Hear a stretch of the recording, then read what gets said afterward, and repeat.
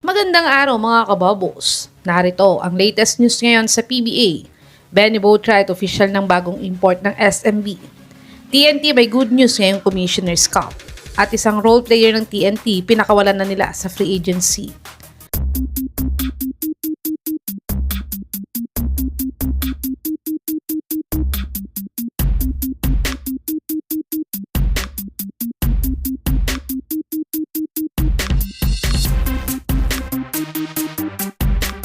Tuluyan na ang pinakawalan ng SMB ang current import nilang si Justin Patton.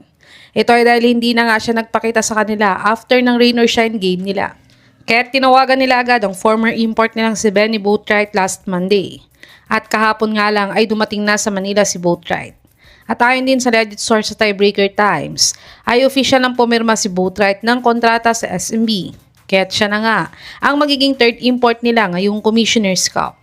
At nagpapractice na din siya ngayon sa SMB ayon nga sa latest video posting ni Idol Jericho Cruz.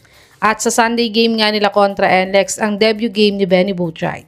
Kaya't good luck nga sa game nila sa Sunday. Sana ay maging maganda ang first game ni Boatwright sa pagbabalik niya sa PBA.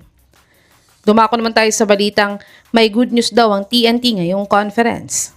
Nanalo nga ang TNT kontra sa Blackwater Bossing sa score na 99-94. At ang best player nga sa larong ito ay si Bobo, na umiscore ng kalahating score na 48 points at may kasama pang 11 rebounds, 7 blocks at 15 out of 24 siya sa field goal made niya sa panalo nila. At nakuha nga nila ang 2 games winning streak nila sa panalong ito. Pero before nga ng larong ito ay may rumors nga si Sir Snow Badua na aalis na daw si Bobo sa TNT.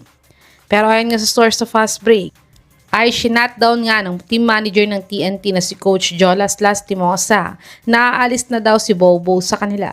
Kaya't good news nga ito para sa TNT dahil tuloy-tuloy pa din ang pagtulong ng super import nila ngayong conference. Kaya't good luck nga kay Bowl at buong TNT team, sana ay magtuloy-tuloy ang winning streak nila. At dagdag balita nga para sa TNT ay pinakawalan na nga nila ang isang role player nila sa free agency. Last month nga ay madaming moves ang TNT sa lineup nila.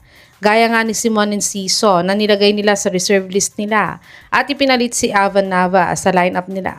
At last week naman ay si Kelly Williams naman ay inactivate nila sa lineup nila pero ang kapalit nga nito ay nilagay nila sa unrestricted free agency list, si Gio Halalon. Pero ayon nga sa source sa Spin.ph ay hindi nga daw nilagyan ng special clause ng TNT ang paglagay nila kay Gio sa unrestricted free agent list nila. Kaya dahil dito nga ay pwede na siyang i-pick up ng kahit anong team ngayon sa PBA. Sa tingin niyo mga kababos, saang team kaya nababagay mapunta si The Cyclone ngayong conference? I-comment niyo na po yan sa baba.